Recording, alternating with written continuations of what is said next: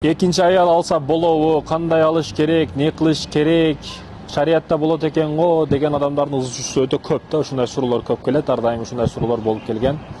Негизи жеке менин оюм, ушул суроону берген адам даяр эмес ал нерсеге. Ал нерсе колунан келбейт. Ага жок деп деш керек менин оюмча. Себеби ал коркуп атат, жалачылык бар, сарсана бар, биринчи аялы өлтүрүп жеп коет аны. Ошондон коркуу ошол суроону берүүгө түртүп атат да бул нерсени.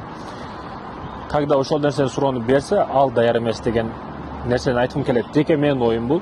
Бирок көпчүлүк адамдар ушу шариятта болот экен, динде болот экен, андай экен, мындай экен. Биздин динибизде эмес, көпчүлүк диндерде болот. Биздин динибиз эң туура чечимди берген. 4 аялга чейин деп. Анда да адилеттүүлүк кылышың керек деген. А башка диндерде 1000 аялга чейин, 5 аял, 10 аял, 20 аялга чейин уруксат берилген. Башка диндерде. Бир эле биздин динибиз эмес. А ислам дининде деп айтсам токто, башка диндерде деле ошондой. Толтура аял алганга уруксат берилген. Анан көпчүлүк өзүнүн шахватын, убактылуу шахватын ортого салып, ушул динди жаман көрсөткүсү келе берет да. Суроо туура эмес. Динде болот экен го дебесең. Аял алуудагы шарттар кандай десең, бул суроо туура болот. Аял алуудагы шарттар кандай десең, бул туура да.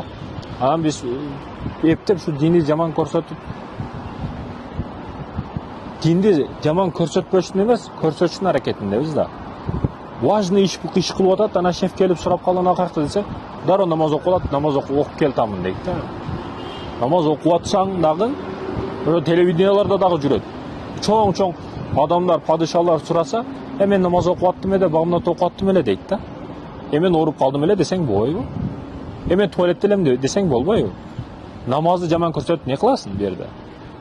Намаз 5 жыл убакыт кетет, бүнөт убакыт келет. А ушундай маселелерде биз динибизди жаман көрсөткөнгө аракет кылабыз да. Жок. Ошондой экен, урматтуу мекендештерим, суроону да туура беришибиз керек. Анан кээ бир маселелерди, чектөөлөрдү билишибиз керек.